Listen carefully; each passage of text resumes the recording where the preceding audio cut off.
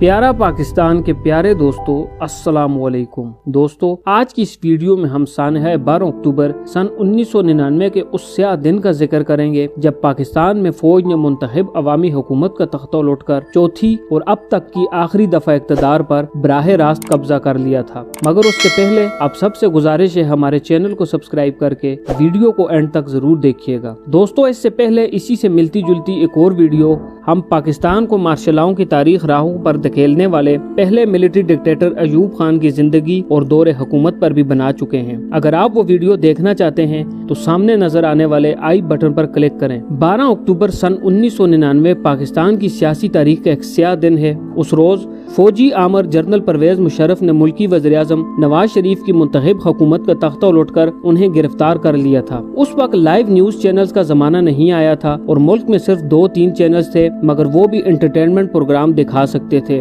और खबर देने की इजाजत सिर्फ सरकारी टेलीविजन यानी पीटीवी को ही थी। मोबाइल फोन जरूर मौजूद थे, मगर इस कदर महंगे थे कि मोबाइल फोन रखना आम लोगों के बस की बात नहीं थी। सरकारी टीवी पर खबर चल रही थी कि वज़ीर-ए-आज़म नवाज शरीफ ने पाकिस्तान के बड़ी फौज के सरबराह जनरल परवेज मुशर्रफ को बरतरफ कर दिया है और ISI के सरबराह लेफ्टिनेंट जनरल ज़ियाउद्दीन भट्ट को जनरल के ओहदे पर तरक्की देकर फौरी तौर पर नया चीफ ऑफ आर्मी स्टाफ मुकर्रर कर दिया गया है। बरतरफ किए जाने वाले army chief general Pervez Musharraf उस वक्त श्रीलंका के दारुल हुकूमत कोलंबो के सरकारी दौरे पर थे और उसी शाम वतन वापस आने वाले थे कि यहाँ ड्रामाई पेशरफ्त में उनकी सबकदोशी के अहकामात जारी हो गए। पाकिस्तान के मखसूस सियासी मंजरनामे और नवाज शरीफ और फौज के दरमियान ताल्लुकात की रोशनी में ये खबर मुल्क भर में तहलका मचा देने के लिए काफी थी। जनरल मुशर्रफ वो दूसरे आर्मी चीफ थे जिन्हें नवाज शरीफ फारग करना चाहते थे। इससे कबल वो जनरल जहांगीर करामत के साथ भी ऐसा ही कर चुके थे। यह सब कुछ लाहौर और इस्लामाबाद में हो रहा था। उस वक्त सूरत हाल ये थी कि मुंतखब वज़ीर-ए-आज़म आइन में दिए गए इख्तियार के तहत एक आर्मी चीफ को बरतरफ कर चुके थे और आर्मी चीफ और फौजी क़यादत यानी कोर कमांडर्स मतवाजी इक़दामात करते हुए उन अहकामात को तस्लीम और उन पर अमल दरामद से इनकार करते हुए आइन ही को मुअत्तल कर चुके थे।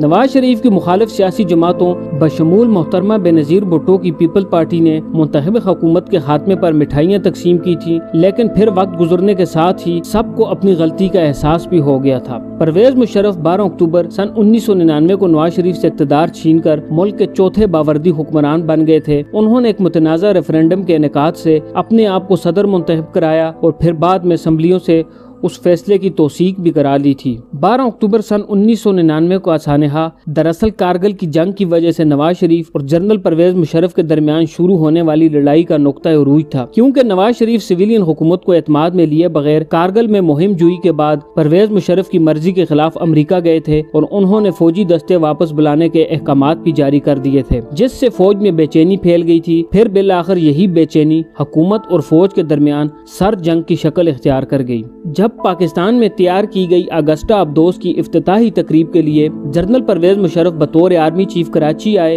तो उन्होंने गैर रस्मी बातचीत में ये भी कहा था कि नवाज शरीफ अमेरिका जाने वाले हैं, यानी तुम्हारा वज़ीर-ए-आज़म माफी मांगने अमेरिका जा रहा है। वज़ीर-ए-आज़म नवाज शरीफ ने श्रीलंका के दौरे पर गए हुए chief of army staff general Pervez Musharraf को बरतरफ करके जनरल ज़ियाउद्दीन भट्ट को नया आर्मी चीफ मुकर्रर कर दिया, लेकिन नए आर्मी चीफ का फौज के जनरल हेडक्वार्टर यानी GHQ का दौरा अभी बाकी था। परवेज मुशर्रफ जो वतन वापसी के लिए रवाना हो चुके थे, उनके त्यारे को मुल्क में कहीं भी उतरने की इजाजत देने से इनकार कर दिया गया था। फिर अचानक फौजी जवान वज़ीर-ए-आज़म हाउस के गेट फलांग कर अंदर दाखिल हो गए। फौज की जानिब से वज़ीर-ए-आज़म से इस्तीफा तलब किया गया और इनकार पर नवाज शरीफ को गिरफ्तार कर लिया गया था। इस्लामाबाद की तरह कराची में भी टीवी और रेडियो समेत दीगर अहम तनसीबात पर फौज तैनात कर दी गई थी। Core commander Karachi lieutenant general Muzaffar Hussain Usmani Pervez Musharraf को लेने एयरपोर्ट पहुँचे तो ISI के सरबराह लेफ्टिनेंट जनरल महमूद भी वहाँ पहुँच चुके थे। कहा जाता है कि कोर कमांडर उस्मानी परवेज मुशर्रफ का इस्तकबाल करने एयरपोर्ट नहीं जाना चाहते थे, मगर नए आर्मी चीफ ज़ियाउद्दीन भट्ट ही की हिदायत पर वो कराची एयरपोर्ट गए थे। कंट्रोल टावर में जनरल उस्मानी और जनरल महमूद की मुलाकात हुई और त्यारे को लैंडिंग के लिए रनवे हाली रखने की हिदायत जारी कर दी गई।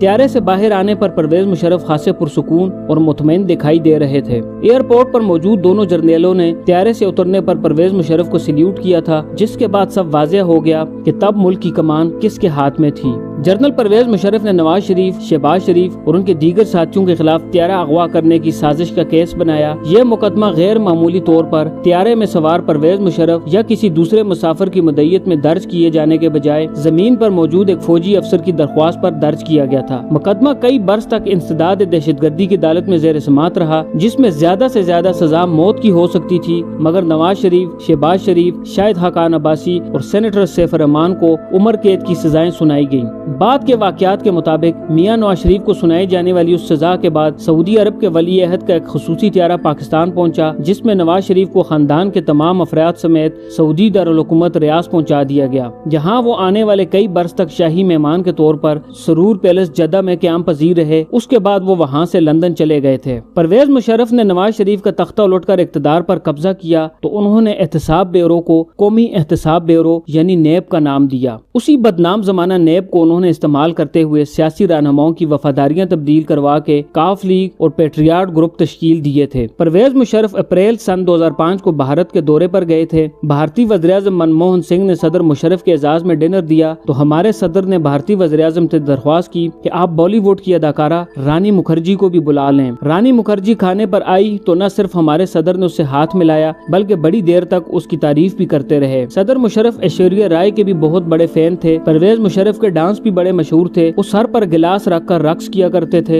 एक मर्तबा उन्होंने 14 अगस्त के मौके पर पूरी कौम के सामने डांस किया था। जनरल परवेज मुशर्रफ कराची की लिसानी तशद्दुद पसंद जमात MQM की भी भरपूर सरपरस्ती करते रहे। MQM ने भी जनरल परवेज मुशर्रफ से खूब वफादारी निभाई। आप 12 मई सन 2007 के वाकयात निकाल कर देख लीजिए, आपको उस वक्त सिर्फ MQM जनरल मुशर्रफ के लिए मैदान में खड़ी नजर आएगी। यूं हालात मजीद गंभीर होते गए और कराची मैदान जंग बन गया। जनरल परवेज मुशर्रफ की लिबरल पॉलिसियों ने तालिबान को कराची का रास्ता दिखाया। कराची में मजहबी अस्करी जमातों ने जड़ पकड़ी और कराची तालिबान का दूसरा शुमाली वज़ीरिस्तान बन गया। परवेज मुशर्रफ की हवस से इक़्तिदार ने पाकिस्तान को तबाही के सिवा कुछ नहीं दिया था। ये एक तल्ख हकीकत है कि उन्होंने अपने नाजायज इक़्तिदार को तूल देने के लिए पाकिस्तान को अफगान वार में झोंक दिया था और उसके नतीजे में मुल्क ने नाकाबिल तलाफी नुकसान उठाया। जनरल परवेज मुशर्रफ ने अमेरिका और यूरोप से अपनी यूनिफॉर्म तस्लीम कराने के लिए मुल्क को दहशतगर्दी की उस जंग में धकेला, जिसके नतीजे में 70,000 पाकिस्तानी शहीद हो चुके हैं। मुल्क 80 अरब डॉलर का नुकसान उठा चुका है और पाकिस्तान का शुमार दुनिया के खतरनाक तरीन मुल्कों में हो रहा है। हमने जनरल मुशर्रफ की गलत पॉलिसियों की वजह से फौजियों की इतनी लाशें उठाई जितनी हमने जंगों में भी नहीं उठाई। उन्हीं के दौरे हुकूमत में सानह लाल मस्जिद पेश आया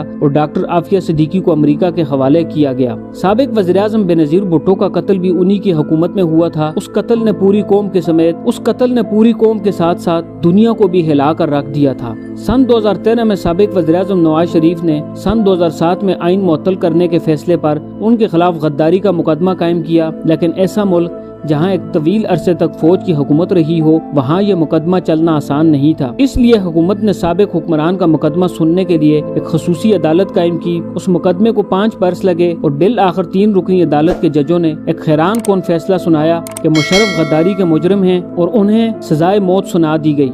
मगर उस फैसले पर आज तक अमल दरामद नहीं हो सका और शायद कभी हो भी न सके। कल तक अपने आप को जमीनी खुदा समझने वाला मिलिट्री डिक्टेटर परवेज मुशर्रफ आज UAE में एक मफरूर की जिंदगी गुजार रहा है। उसके तमाम साबिक मगरबी आका उसका नाम तक लेना गवारा नहीं करते। वो आज के दौर में मगरब की यूज एंड थ्रो पॉलिसी की एक जिंदा मिसाल बना हुआ है। दोस्तों, अगर आप सन 1988 में रावलपिंडी इस्लामाबाद के शहरियों पर क़यामत ढहाने वाले सानहा ओजड़ी कैंप से जुड़े असल हकायक और जिम्मेदारों के मतलब जानना चाहते हैं तो स्क्रीन की राइट साइड पर नजर आने वाली वीडियो पर क्लिक करें। बहुत जल्द एक नई वीडियो के साथ आपसे दोबारा मुलाकात होगी। तब तक के लिए अपना ख्याल रखिएगा। अल्लाह हाफिज।